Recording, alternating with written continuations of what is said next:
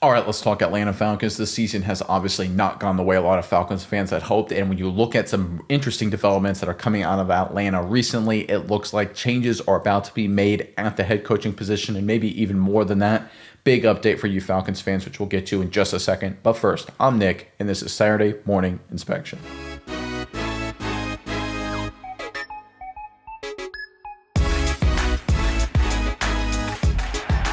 All right, when it comes to the Atlanta Falcons, they're one of the more confusing teams in the National Football League. And on this channel, we talked about Atlanta all during the preseason, all summer, and we said, listen, they got talent. Young quarterback, Michael Penix Jr., Bijan Robinson, Drake London. They got some playmakers. Offensive line is still a good group. Obviously, Dalman no longer there. Defense, massive upgraded. Walker, James Pierce Jr. are A-plus additions. They've had good seasons. You look at, just across the board, it's a good defense with a mix of young and old. It seemed to be on paper, and at least through the first 5 or so games of the season, the Falcons were going to be a legitimate playoff force. Maybe not a championship team, but definitely a team taking a leap forward, fighting for potentially the NFC South, certainly a wild card. They had beaten Buffalo. They looked like a team that could handle the best of the best. They dominated the Bills on Monday Night Football, but things have just fallen apart completely since then, and it looks like, based on some rumblings and rumors, that Raheem Morris and potentially even general manager Terry Fontenot could be fired sooner rather than later. And when you look at some recent news, it looks like it's going to be almost a done deal at this point. And when it comes to figuring out if a coach is going to be fired or not, there's obviously a lot of rumors and innuendo and a lot of things you can try and weed out and just discuss and figure out what's going on. But I really like to look at what the betting markets are saying, specifically markets like Poly Market that allow people to actually put their money where their mouth is and basically invest like they're trading stocks almost into actions they think are going to happen based on the probabilities. Poly Market, for example, was one of the first sites to accurately call the results of the last presidential election. They've called a bunch of things correctly, which we'll get to in just a second. So you look at them as a source, they're one of the best at getting things early because it's a lot of people that can put their money where their mouth is. And guess what? When there's a lot of big money involved, that usually tends to point things in a certain direction. So let's get into the Poly Market odds for the next NFL head coach to be fired. So you can see there's a lot of volatility here ever since Brian Daboll got fired. But right now, Raheem Morris leads the pack with a 54% chance to be fired. You can see he's in orange all the way there on the right. You can also see it at the bottom part of the screen there. Again, this is courtesy of Poly Market. So again, at this point, you can sit there and say Raheem Morris versus the field. And here's where it gets interesting. Number 2 on the list is 27% is Mike Kafka. That's the interim head coach for the New York Giants, which is basically free money because it's almost a guarantee he's going to be fired. It's just a matter of, is he the next guy or not? Because he's not going to be brought back at the end of the season. So at this point, it's just a matter of, okay, who is going to actually make it the rest of the year? So the fact that Raheem Morris has more than double the chance of being the next NFL head coach hired against a guy who is a dead man walking and Kafka interim coach and another dead man walking and Mike McDaniel, to me that speaks to the fact that a lot of people, the smart money, a lot of money is moving behind Raheem Morris, not making it to the end of the season. I think the writing's on the wall. I think Raheem Morris has definitely gone as the head coach of the Atlanta Falcons. And listen, he was brought in after Arthur Smith, and Arthur Smith was given a lot of criticism, rightly so, for a lot of his misgivings, a lot of things he did with the offense, the inability to develop the quarterback position. Raheem Morris was brought in. They brought in Robinson as the OC and said, okay, we're going to stabilize this team and get us back to, winning games again, getting back into winning seasons in a very winnable NFC South. They figured, I think correctly, they didn't have to become a 13-win juggernaut. They get to 9-10 wins, build off of that. They could get back to going to the playoffs again in Atlanta. That hasn't happened. In fact, the trend is undeniably negative at this point, especially with the Michael Penix Jr. injury. So at this point, looking at the numbers here, you look at Raheem Morris, he's going to be gone. It's just a matter of if, not when at this point. Essentially, all the money's betting on whether the fact that Mike Kafka, if Raheem Morris will outlast Mike Kafka, and Mike Kafka is not going to last one day past the end of the regular season. So at this point, what this graphic's telling you is that most people believe Raheem Morris will be fired during the regular season. Now, for anyone who has any skeptics of Poly Market and how good they can be and how predictive they can be, let me pull up a graphic they did on this betting, on the sort of same kind of odds here prior to the Brian Daboll getting fired by the New York Giants. Let me pull it up the screen here. So you can see here, this was over the course of the season, and you can see at a certain point right there, right in the middle there, where Brian Daboll leaped out in front of the pack and very quickly became the top flight contender to be the next guy fired. And then, of course, at the very end, his odds jumped up to 100% as he became almost certain to be fired when he was actually announced he was going to be fired. So you can see for about 10 days there, he was clearly the leader in the clubhouse by a wide margin to be the next head coach fired, and he was fired in season. So you can see right there, right around Halloween, November 1st, he separated himself from the pack and maintained that position until, of course, he was eventually officially fired. Now let's look at Raheem Morris's numbers. You can notice again on kind of the right part of the graphic there, around November 19th, yesterday, Raheem Morris separates himself from the pack, or I guess 2 days ago, excuse me, separates himself from the pack, and now he's hanging out there.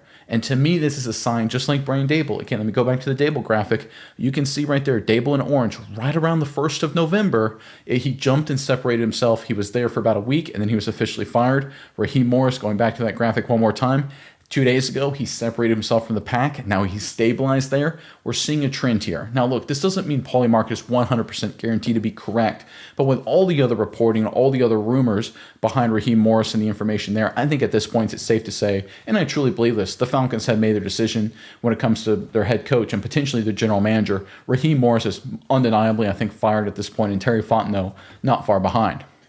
All right, we got more reporting to get to today, Falcons fans, but first, in the comment section below, want to hear from you guys. With Raheem Morris gone, who do you want to be the next head coach of the Atlanta Falcons? A lot of different directions potentially to go here in Atlanta. I personally like a younger offensive mind. Clint Kubiak from the Seattle Seahawks seems to be a guy I think would be a great fit for Atlanta, especially with the talent they have. But maybe you guys have a different direction. Give us who you want to be the next Atlanta Falcons head coach. Put them in the comment section below. But let's get into a report coming from an insider. This is courtesy of the Blogging Dirty Falcons blogging account. But they reported after the Atlanta Falcons' 5th straight loss saw them drop to 3-7 on the year, it saw questions about Raheem Morris's job security only grow louder. While some people believe that the likely season-ending injury to Michael Penix Jr., and it has been confirmed at this point to be season-ending, bought Morris time, others believe the writing is already on the wall in Atlanta. While discussing the looming head coaching carousel, NFL insider Ari Meirov shed some light on the future of Morris's and Terry Fontenot following the Dirty Birds' 30-27 overtime loss to the Panthers on Sunday. Meirov even went on as far as to call Atlanta the #1 hotspot in the NFL in regards to firings. Moreover, he also revealed that both Fontenot and President Rich McKay were the ones who convinced Arthur Blank that Morris was the best man for the job. Not even 2 seasons later, it's starting to become clear that the Falcons desperately need a new regime to turn things around. Yeah, I think that's clear. Like, it's one of those things with Arthur Smith. It felt like Arthur Smith was, with this offense and what he tried to running the football, and it's just kind of different kind of schemes. It felt like he was a little too clever, and you can be clever if it works, and it just didn't work. They couldn't get over the hump, right? The 7-10, 7-10, 7-10. They just were kind of like the way Jeff Fisher was with the Rams there. They just were just an average team that had talent that couldn't get over the hump. The Rams, of course, after Fisher firing, brought in Sean McVay. He, of course, turned that team around completely. The Atlanta Falcons thought they were doing a similar thing with Raheem Morris, a very respected defensive coach, a veteran coach for sure, and they thought pairing Morris with a young upstart kind of, more modern offensive coordinator in Robinson would certainly help some things out. But frankly, guys, it hasn't. Consistency's been a problem offensively. Consistency's been a problem defensively. How can you dominate the Buffalo Bills, for example, and then have Bryce Young absolutely shred you, have the Miami Dolphins score 34 points on you, right? It's one of those things that you can't have happen. And when you look at the talent on paper, when this Atlanta Falcons team, I'm amazed. It's a good mix of young and old. It's not a championship roster, don't get me wrong, but it's a good roster. I think they're a playoff roster. I really do. And the fact that they also don't even have their first round pick because they traded it to the Rams, that really stinks. Now, here's the good news, right? Michael Penix Jr., I truly believe this. He is a quality quarterback or should become a quality quarterback. They got talent. Robinson's a good back. He's one of the top 5 in football. London's a clear #1 receiver. Offensive line, not perfect, but I think it's good. Defensive line is really good. Linebackers are solid. They got a lot of good pieces. Secondary's got a good mix of veterans and youth. They've got good pieces, right?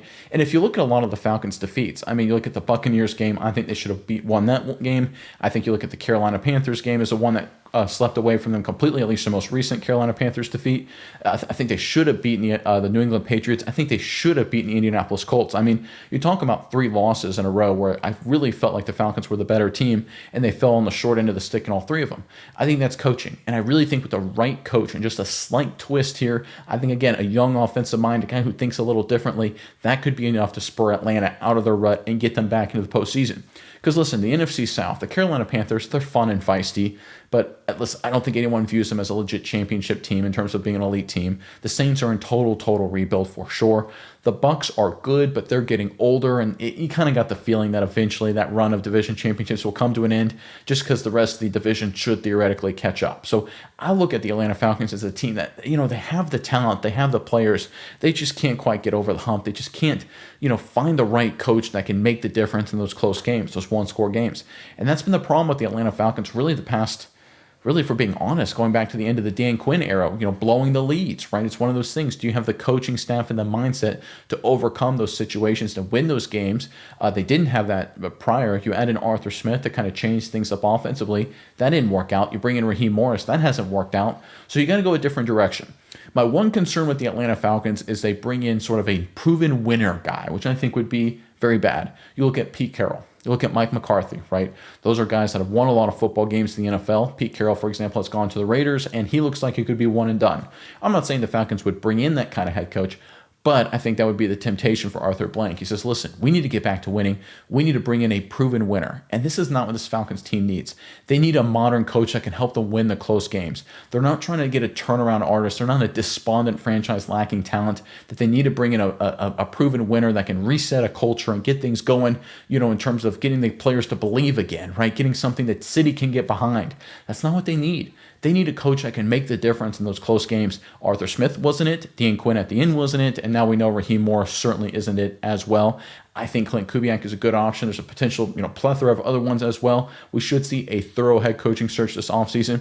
And listen, the Falcons had a chance. I think they interviewed Johnson, they interviewed Mike McDonald, they interviewed a lot of top flight coaches, Vrabel too, and they let them walk out the door. I think you got to get a really a difference maker of a coach in terms of those close games, thinking modern, elevating your players. Again, I like Kubiak with what he's done with Sam Darnold in Seattle. That's absolutely extraordinary. Again, don't fall into the temptation to get a proven winner. I think if you avoid that trap, like you don't want to do what the Raiders did, for example, I think they could be in a good position. But regardless of all this, circling back to the beginning here, I think the real key here is the Atlanta Falcons have at this point pretty much made their decision on Raheem Morris. He will soon be relieved, I think. And again, that's just not my opinion. That is my opinion, but it's not just my opinion. The smart money, the betting markets, the dollars themselves, people are putting their money to their mouth in a proven vehicle saying Raheem Morris won't last the season. And I think it's a matter of if, not when, he's fired from being the head coach of the Atlanta Falcons.